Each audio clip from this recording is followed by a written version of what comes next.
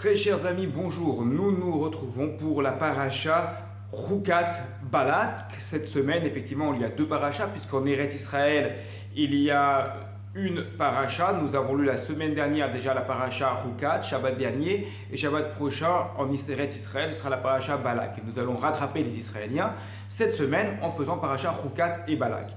Dans la première des deux, la paracha Roukat, les peuples d'Israël se plaignent, encore une fois, et Akadosh Baruch Hu va envoyer des serpents pour les mordre. Akadosh Baruch Hu donc, est en colère contre les bénis Israël, et la morsure du serpent représente la colère d'Akadosh Baruch Hu. Moshe Rabbeinu, comme à son habitude, va défendre le peuple d'Israël en essayant d'apaiser la colère d'Hachem, et pour cela il va le faire d'une manière particulière.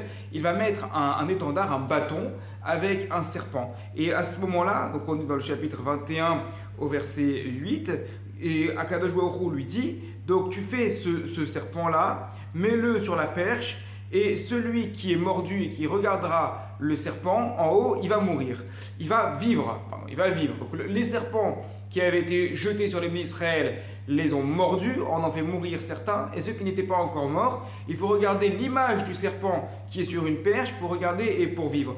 Sur ça, la Gemara, dans le traité Rosh Hashanah à la page 29, dit, mais est-ce que c'est le serpent? Qu'est-ce qu'il fait du coup le serpent? Il fait mourir ou bien il fait vivre? Non, on veut nous apprendre par là qu'au moment où Israël regarde vers le haut et assujettissent leur cœur à leur Père qui est au ciel, à Kadosh Baruch Hu, à ce moment-là, ils guérissent. Sinon, non.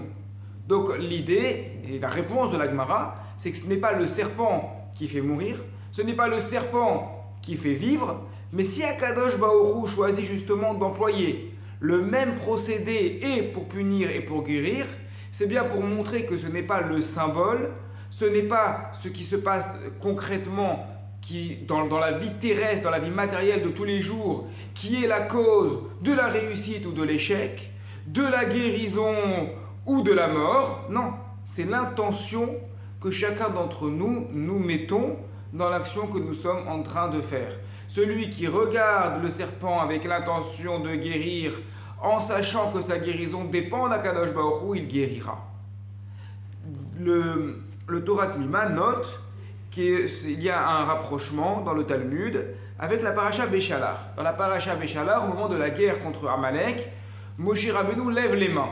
Et là, le texte nous dit, lorsque Moshe Rabbeinu levait les mains vers le haut, alors le peuple d'Israël qui était en train de faire la guerre contre Amalek sous la direction de Yehoshua, Josué, à ce moment-là, il gagnait. Par contre, quand Moshe Rabbeinu baissait les mains, à ce moment-là, Amalek se renforçait et prenait de l'avance dans la guerre.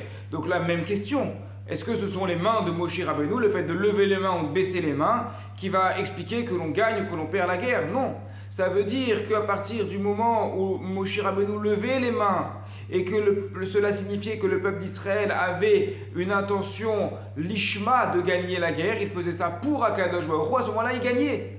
Quand Moshe Rabbeinu baissait les bras, c'était le signe que les bénis Israël n'avaient pas l'intention convenable, et s'ils n'avaient pas l'intention convenable pour gagner la guerre, alors automatiquement ils ne la gagnaient pas. Donc on voit encore une fois que tout dépend ici de l'intention. C'est l'intention de reconnaître que ce qui vient de nous vient d'Akadosh Baruch Hu. À ce moment-là, c'est ça qui va nous rendre plus forts, c'est ça qui va permettre de nous apporter la guérison, c'est ça qui va permettre de nous apporter la réussite, et ainsi de suite. On vit dans un monde juif qui met énormément l'accent sur ce qu'on appelle des ségoulottes. En faisant telle chose, vous allez réussir, en mettant un fil rouge, en mettant tel pendentif, en mettant du vin sur les oreilles, et ainsi de suite, et ainsi de suite. Cela va permettre de vous apporter ci, de vous apporter ça, d'apporter la bracha, d'apporter la refoua. Non, ce ne sont pas ces gestes qui permettent d'apporter ni la réussite, ni la guérison. C'est l'intention que la kavana, que Akadosh Baruch Hu apporte la réussite.